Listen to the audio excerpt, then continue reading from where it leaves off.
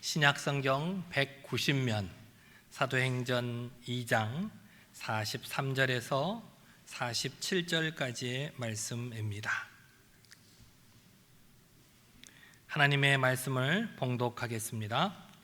사람마다 두려워하는데 사도들로 말미암아 기사와 표적이 많이 나타나니 믿는 사람이 다 함께 있어 모든 물건을 서로 통용하고 또 재산과 소유를 팔아 각 사람의 필요를 따라 나눠주며 날마다 마음을 같이하여 성전에 모이기를 힘쓰고 집에서 떡을 떼며 기쁨과 순전한 마음으로 음식을 먹고 하나님을 찬미하며 또 온 백성에게 칭송을 받으니 주께서 구원받는 사람을 날마다 더하게 하시니라. 아멘. 언제 어디서나 나를 지키시고 보호하시는 그 주님의 은혜를 늘 찬양하는 저와 여러분 모두가 되시기를 바랍니다. 한 주간 평안하셨습니까? 우리는 계속 사도신경을 살펴보고 있습니다. 사도신경은 성부와 성자와 성령에 대한 고백을 하고 있고 그 뒤에 이제 교회에 대한 고백을 하고 있습니다. 우리가 교회가 언제 생겼을까요? 교회. 언제 교회가 시작됐을까요? 넓은 의미에서 보면 구약 시대 때에도 교회가 있었다고 볼 수도 있습니다만 진정한 의미의 교회는 나는 예수 그리스도께서 내 인생의 주인이 되심을 믿습니다 라고 하는 신앙 고백을 가진 사람들의 모임을 교회라고 합니다. 그런 의미에서 보면 교회는 오순절 성령 강림 이후에 시작되었다고 볼 수가 있습니다. 그래서 성령님에 대한 고백을 하고 난 다음에 교회에 대한 신앙 고백을 하고 있는 것입니다.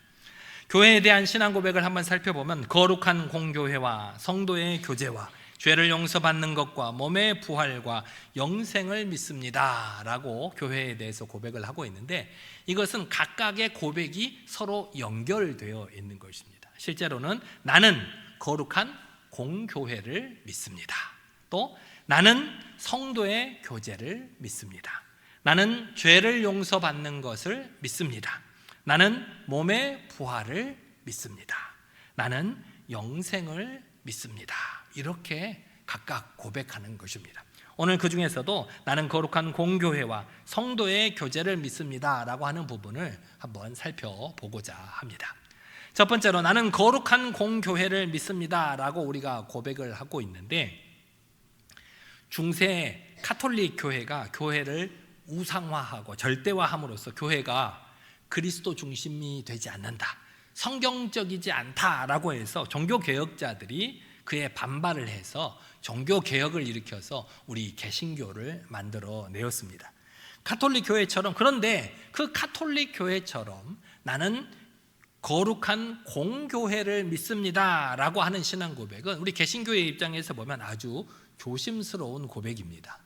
우리는 카톨릭처럼 살지 않겠다라고 해서 개신교를 이렇게 만들어서 나온 우리로서는 카톨릭 교회와 똑같이 공교회를 믿습니다 라고 고백하는 것이 조심스럽다는 것입니다. 그럼에도 불구하고 우리가 이 신앙 고백 가운데 거룩한 공교회를 믿습니다 라고 고백하고 있는 데는 그만한 이유가 있습니다. 여러분, 무엇을 교회라고 합니까? 교회. 무엇을 교회라고 합니까? 교회. 우리 교회 무슨 교회죠? 동암교회. 동암교회는 고려대로 17가길 12번지에 있는 교회입니다. 우리 교회 앞에 들어오자 보면 뭐라고 크게 붙어 있습니까? 대한예수교 장로회 동암교회. 우리 주차장 쪽으로 들어오는 문에도 뭐라고 붙어 있어요? 동암교회라고 붙어 있습니다. 이렇게 일반적으로는 우리 동암교회라는 간판이 있는 건물, 고려대로 17가게 12번지라는 주소에 있는 건물을 우리가 동암교회라고 부르지만 성경적인 의미로 보면 겉으로 보이는 건물을 말하는 것이 아니라 예수 그리스도를 주님으로 고백하는 사람들의 모임을 교회라고 한다는 것입니다. 그래서 우리 동암교회, 여기가 동암교회인데 여기에 여러분들이 없다면 여기가 교회가 될까요? 안 될까요? 아니에요. 물론 겉에 동암교회라는 간판은 붙어 있을지 모르지만 이 교회 안에 예수 그리스도를 주님으로 믿는다는 고백을 하는 여러분들이 없다면 이 건물은 교회라고 할 수가 없다는 것입니다. 그런데 이 교회가 거룩하다는 것은 결국 누가 거룩하다는 것을 말하는 걸까요? 교회가 거룩하다라고 하고 거룩한 것을 믿습니다라고 하는데 우리 동암교회가 거룩한 것은 누가 거룩하기 때문인가요? 목사가 거룩하기 때문인가요? 성도인 여러분들이 거룩하기 때문인가요? 그렇지 않죠. 교회 역사를 살펴보면 교회가 다 잘하기만 한 것은 아니에요. 교회도 실수를 했을 때가 있고 잘못을 했을 때가 있습니다. 또 교회의 구성원인 여러분들, 우리 성도된 우리들은 어떻습니까? 거룩한 삶을 잘 살고 계십니까? 거룩하게 살려고 노력은 하지만 우리가 살아가다 보면 세상 속에서 죄의 영향력을 받으면서 거룩하게 살지 못할 때가 얼마나 많은지 모릅니다. 그 세상 속에서 그래도 거룩하게 살아가려고 몸부림을 치며 살아가고 있는 사람들이 바로 우리 성도들입니다. 그런데 그런 사람들의 모임인 이 교회가 거룩하다라고 고백하는 것은 도대체 무슨 뜻인가? 그것은 우리가 거룩하다는 것이 아니라 교회의 머리가 되시는 예수 그리스도께서 거룩하다는 뜻입니다. 교회가 거룩하다는 것은 예수님께서 성령을 통해서 이 교회를 이끌어 가시기 때문에 이 교회가 거룩하다는 말인 것입니다. 그래서 나는 거룩한 공교회를 믿습니다 라고 고백하는 것은 나는 교회의 일원으로서 예수님처럼 거룩해져야 함을 믿습니다. 내가 그렇게 되기를 다짐합니다 라는 뜻이 되는 것입니다.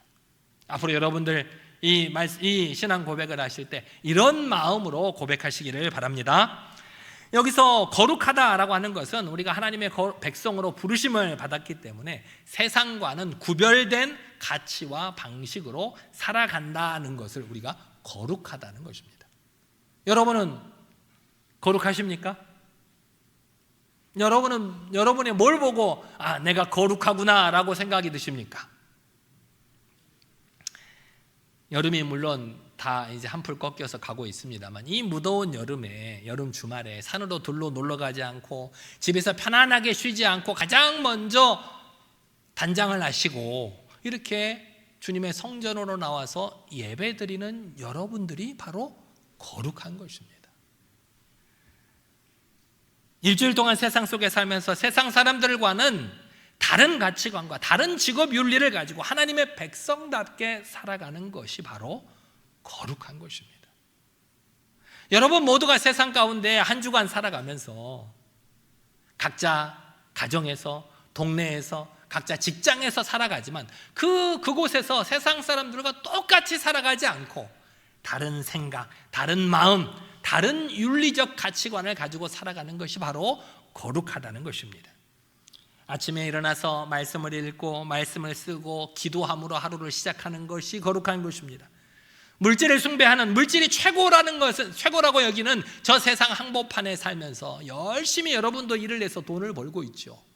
나름 열심히 일을 해서 돈을 번 것을 나를 위해서만 쓰지 않고 하나님의 나라를 위해서 쓰고 가난하고 연약한 자들, 소외되고 있는 이웃들을 위해 사용하는 것이 바로 거룩한 것입니다. 나도 힘들지만 내게 도움을 요청하는 사람들을 뿌리치지 않고 그들을 돌아보는 것, 그것이 거룩한 것입니다. 이렇게 우리가 이 하나님의 전인 교회에서만 살지 않고 더 많은 시간, 더 오랜 시간을 저 세상 가운데 살아가지만 그 속에서도 그리스도인으로서의 독특하고 아주 고유한 삶의 방식으로 살아가는 것, 그것이 바로 거룩함인 것입니다. 나는 이런 거룩한 교회, 나는 이런 거룩한 백성이 되어가야 함을 믿습니다 라고 고백할 수 있는 여러분 모두가 되시기를 바랍니다. 하지만 이렇게 나는 그렇게 세상 가운데 세상 사람들과 다른 생각, 다른 행동, 다른 가치관을 가지고 살아가는데 세상 사람들은 이런 나를 별로 좋아하지 않습니다. 좋아하지 않아요. 처음에는 싫어합니다. 야, 너만 예수님 믿냐? 티내지 말고 믿어라. 예수 믿는다고 다냐? 뭐 기도한다고 밥이 나오냐? 쌀이 나오냐? 뭐 그런 식으로 우리를 비난하기도 합니다. 또 그런 우리게 신앙적인 삶을 살아가는 우리를 부담스러워합니다. 그런데 처음에는 우리를 비난하고 그렇게 부담스러워할지 모르지만 그래도 변함없는 모습으로 자신과는 다른 삶을 살아가고 있는 그리스도인을 보면서 세상 사람들은 우리 그리스도인들을 마음속으로 동경하게 됩니다. 야, 처음에는 좀 이상했는데, 처음에는 좀 튀는 것 같았는데 쟤는 어제나 오늘이나 변함없이 똑같이 그런 나와는 다른 모습으로 살아가는구나. 쟤는 어떻게 저렇게 살아갈까?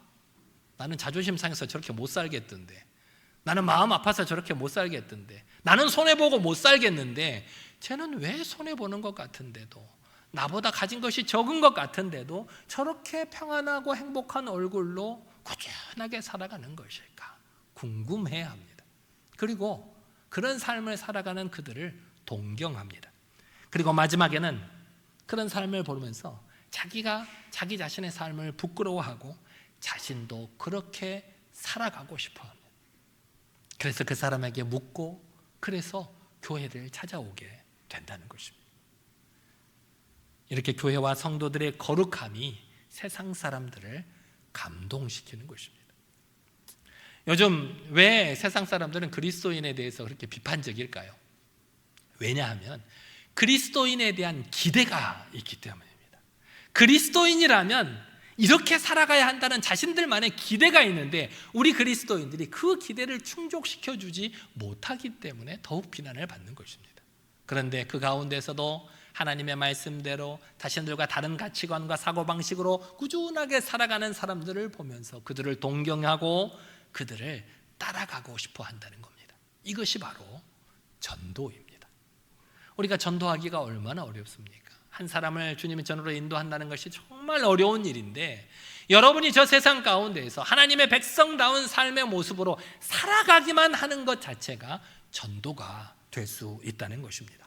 그렇게 전도하는 여러분 모두가 되시기를 바랍니다. 나는 거룩한 공교회를 믿습니다 라고 고백을 하고 있는데 여기서 공교회라고 하는 것이 무엇일까요? 공교회, 영문 표기로는 캐톨릭 처치라고 하는데 캐톨릭 처치라고 하면 여러분은 뭐가 생각나십니까? 천주교가 생각이 나시죠. 그래서 우리가 아니 천주교를 믿습니다라고 고백하는 건가? 라고 생각할 수 있습니다만 그 의미가 다릅니다.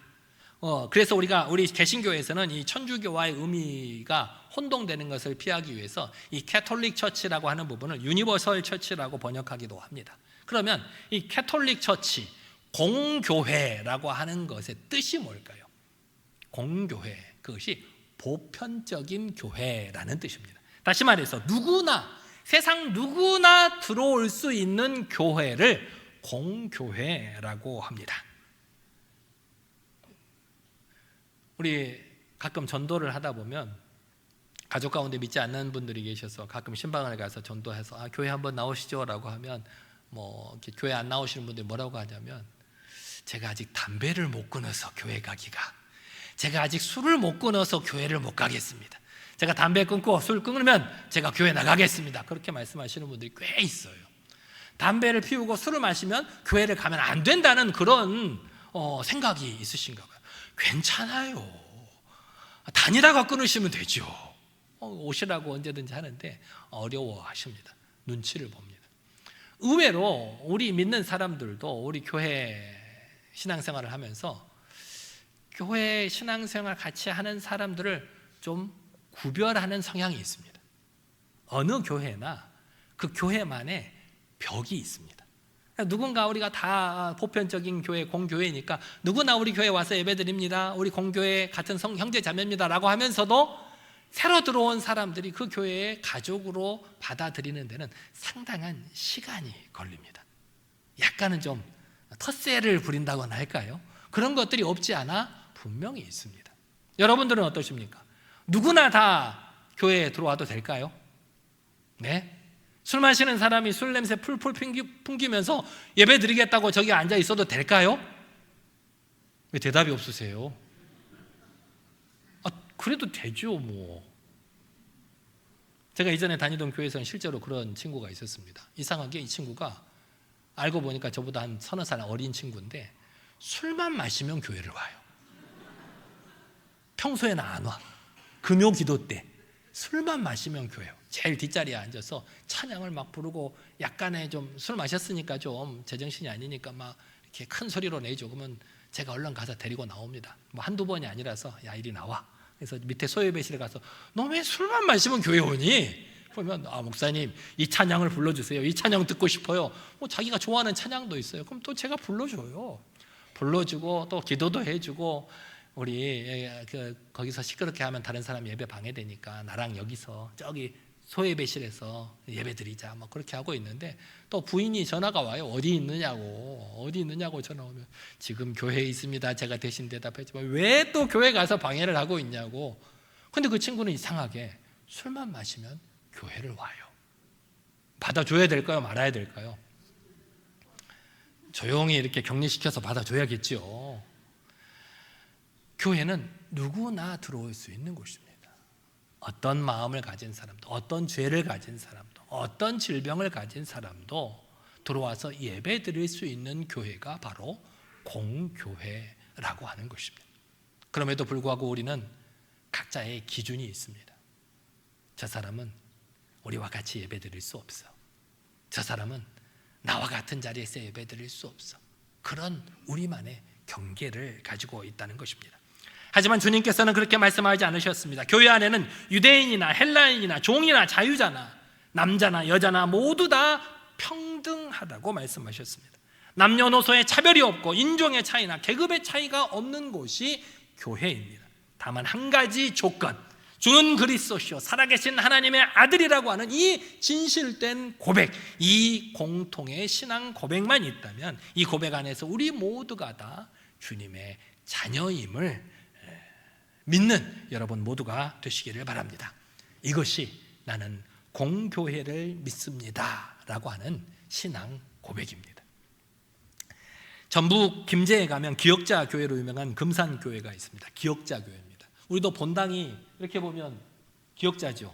이렇게 기역자인데 이 건물은 이렇게 앞에가 다 뚫려 있는 게 아니라 이만큼이 없습니다. 없어요. 그래서 여기가 길게 있고 이쪽이 길게 있습니다. 이쪽은 여성들만 앉는 곳, 이쪽은 남성들만 앉는 곳. 왜 그럴까요? 남녀 칠세 부동석이니까 예배를 드려도 같이 드릴 수 없어요. 그래서 이쪽은 여성들만 앉아있고 이쪽은 남성들만 앉아있는 그런 기역자 형태를 가진 교회가 있어요. 이 금산교회인데 이 교회 초기 역사를 보면 선교사, 남장로 선교사인 테이트가 그 지방에 와서 그 지방의 양반이자 마방의 주인이었던 조덕삼이라는 사람을 만나서 전도를 합니다. 근데 그 사람이 예수를 믿기로 마음에 받아들여요. 그래서 자기 집 사랑채를 예배 장소로 내주게 됩니다. 그것이 바로 금산교회의 시작이 되었다는 것입니다. 이때부터 조덕삼이 이 선교사와 같이 이곳에서 예배를 드리는데 자신만 예배를 드리는 게 아니라 자기 집안 식구는 물론이고 자기 집안에서 일하고 있는 머슴들도 다 이 예배에 참석할 수 있도록 했다는 겁니다. 그 머슴 중에 이자익이라고 하는 머슴이 있는데 특별히 신앙에 열심인 머슴이었습니다. 그래서 복음을 받아들인 주인 조덕삼과 머슴 이자익이 힘을 모아서 금산교회를 위해서 열심히 일하고 봉사하고 헌신하고 금산교회를 세워가고 하나님의 나라를 확장시키기 위해서 노력을 했습니다. 그래서 교회가 이렇게 교회 건물도 갖게 되고 사람들도 많아지게 됐습니다. 그래서 처음으로 장로를 뽑기로 했는데 그 장로 후보가 누가 됐냐면 바로 주인인 조덕삼과 머슴인 이자익이 장로 후보자가 된 겁니다. 투표를 했습니다. 누가 됐을까요? 마을 사람들은 당연히 마을의 지주요 양반인 조덕삼이 먼저 장로가 되었을 것이라고 생각을 했는데 투표 결과는 너무나도 뜻밖이었습니다. 머슴 이자익이 자신의 주인인 조덕삼을 제치고 장로로 뽑힌 것입니다. 그 결과를 듣는 순간 모든 교인이 아무 말도 못했습니다. 정막이 흘렀습니다. 그리고 나서 수군수군 대기 시작합니다. 야, 이거 어떡하지? 야, 이렇게 머슴이 주인을 제치고 먼저 장로가 됐는데 집에서 어떻게 얼굴 보고 사냐? 아이, 저 조독삼은 자존심 상해서 어떻게 교회 다니냐? 서로 수군수군 되는 거예요. 그런데 바로 그때 주인 조덕삼이 교인들에게 이렇게 말을 했습니다. 이 결정은 하나님께서 내리신 결정입니다. 우리 금산교회 교인들이 얼마나 훌륭한지 모릅니다. 저희 집에서 일하고 있는 이 이자익이 저보다 신앙의 열의가 대단한 사람입니다. 나는 이 교회 결정에 순종하고 이자익을 장로로 받아들여서 열심히 교회를 섬기겠습니다. 그렇게 말을 하는 겁니다. 그래서 모든 금산교회 교인들이 양반 조덕삼에게 박수를 보냈습니다. 야, 훌륭하다. 야, 이렇게 대단하게 자기의 종을 교회에서 장로로 섬긴다고 선포를 하다니 대단한 분이구나. 이런 금산교회 역사는 당시 한국교회에 신선하고 커다란 충격을 가져다 주었습니다. 왜냐하면 당시에 한국교회가 많이 있어요. 서울에도 많이 있었는데 교회에 양반과 그런 천민들이 같이 예배를 드리는 것은 많이 있었어요. 그런데 이 금산교회처럼 양반보다 백정이, 갑바치 같은 천민들이 먼저 장로로 선출되는 경우가 종종 있었다는 거예요. 그 양반들이 반발을 했어요. 자존심이 상해서. 나는 이런 교회를 다니지 못한다. 그래서 그 교회를 나와서 양반끼리 새로 교회를 세워서 신앙생활을 했던 교회들이 많이 있었다는 겁니다. 그런 시대에 이 금산교회의 역사는 참으로 본보기가 되었던 것입니다. 이후 조덕삼은 자신의 약속대로 믿음 안에서 이자익을 장로로 잘 섬겼습니다. 당시에는 한국교회에 교육자들이 많지 않았기 때문에 종종 장로님들이 예배도 인도하고 장로님들이 설교를 해야 되는 경우가 많이 있었습니다. 그래서 이자익 장로가 예배를 인도하고 설교를 할 때면 그때에도 조덕삼은 제일 앞자리에 앉아가지고 예배를 정성껏 드렸고 자신의 모습인 그 이자익 장로가 하는 말씀을 겸손하게 들었다는 것입니다. 이렇게 두 사람은 집에서는 주인과 머슴으로, 교회에서는 장로와 성도로서 자신의 관계를, 자신의 직분에 충성을 다했다는 것입니다. 이후에 양반 조덕삼은 머슴 이자익 장로가 평양 장로회 신학교에서 공부할 수 있도록 전적인 지원을 다 해주었고, 또 그를 추후에 금산교회 2대 담임 목사로 청빙하기까지 했답니다. 이자익 목사는 이후로 총회장을 3번이나 역임하는 큰 인물이 되었고, 이 조덕삼도 금산교회 장로가 되었습니다. 그리고 그의 아들도, 그의 손자도 이 금산교회 장로로 섬기게 되었다는 것입니다. 이것이 바로 거룩한 공교회의 모습입니다. 두 번째로, 나는 성도의 교제를 믿습니다 라고 고백을 하고 있는데, 앞에서도 말씀드렸듯이 교회는 어떤 건물이나 제도나 조직이 아니고 주는 그리스도시요 살아계신 하나님의 아들이라는 신앙 고백을 가진 사람들의 모임을 교회라고 합니다. 주는 그리스도시요 살아계신 하나님의 아들이십니다. 누가 고백을 했죠? 누가 이렇게 고백을 했어요? 제일 처음에 베드로가 그렇게 고백을 했죠. 그렇게 고백하는 베드로를 예수님께서 내가 이 반석 위에 교회를 세우리라 라고 말씀하셨는데, 이 말씀은 베드로라는 사람 위에 교회를 세운다는 것이 아니라 금방 베드로가 했던 그 신앙 고백 위에 교회를 세운다는 말씀입니다. 우리가 그동안 배운 사도신경으로 신앙 고백하는 사람들이 모여서 아버지 되신 하나님께서 아버지 되시는 것을 믿고 찬양하고 경배하는 것이 예배입니다. 지금 우리가 드리고 있는 이 예배, 그런 사람들이 모여서 세상 가운데 선한 일을 하려는 것을 바로 우리가 봉사, 헌신이라고 합니다. 또 그 사람들이 모여서 말씀을 나누고 자신의 삶을 나누고 서로가 사랑하고 서로를 살펴주고 돌보아주는 것이 바로 성도의 교제입니다. 그래서 우리에게는 이 사도신경의 고백이 굉장히 중요합니다. 중요하기 때문에 세례 받기 전에 이 사도신경과 주기도문을 꼭 외우게 시킵니다. 그리고 나서 그 사람이 이 사도신경의 신앙 고백을 가지고 있는지를 확인하고, 그것이 확인되면 그때에서야 그 사람에게 세례를 주고 우리 교회의 일원으로 받아들이게 되는 것입니다. 사도신경으로 신앙을 고백하는 사람들은 전부 다 하나님을 뭐라고 부릅니까? 하나님을 뭐라고 부르세요? 아버지라고 부르시죠. 아버지. 제 아버지가 다르고 여러분의 아버지가 다 다른데 하나님을 아버지라고 불러요. 그것은 영적으로 우리 모두가 한 형제요 한 자매라고 하는 것입니다. 실제로 육신의 아버지 어머니는 다 다르지만 영적으로 보면 우리 모두가 하나님의 자녀이기 때문에 이 사람도 내 형제고 저 사람도 내 자매예요. 그래서 교회에서는 우리 다 뭐라고 불러요? 형제님, 자매님, 그렇게 부르는 거예요. 한 아버지 하나님을 모시고 있는 가족이기 때문입니다. 우리가 신앙생활을 할 때 신앙이 성장하기를 바라는데, 신앙생활은 주일날 교회에 예배 드리는 것만으로는 신앙이 성장하기가 어렵습니다. 주일날 드리는 예배만으로는 신앙이 성장하기 어렵습니다. 왜냐하면 성도의 교제가 필요하기 때문입니다. 성도의 교제는 같은 신앙을 고백하는 사람들끼리 말씀을 나누고 또 서로를 위해서 기도해주고 교회를 위해서 때로는 세상을 향해서 봉사하는 등 이런 성도의 교제를 통해서 내가 경험하지 못한 것들을 상대방의 간증을 듣고 은혜를 받고 내가 받지 못한 은사를 상대방을 통해서 체험을 받는 것이 바로 성도의 교제입니다. 우리가 교제라고 하니까 서로 맛있는 음식 먹고 친하게 지내고 이야기하고 그러는 것을 교제라고 생각할 수 있습니다만 그것도 물론 교제의 시작이기는 합니다. 하지만 성도의 교제는 그것보다 한 걸음 더 나아가서 주님께서 내게 주신 은혜를 간증하고 서로를 위해서 기도해 주는 것이 성도의 교제입니다. 또 그것으로 끝나지 않고 정서적으로나 경제적으로 어려운 사람을 책임지는 것, 누군가 아파하면 같이 아파해주고 기뻐하면 같이 기뻐해주고 병이 들면 기도해주고 또 그에게 물질이 필요하면 물질로 도와주는 것이 바로 성도의 교제입니다. 이것이 바로 오늘 본문에 나오는 초대교회 예루살렘 교회에 나타난 유무상통의 정신인 것입니다.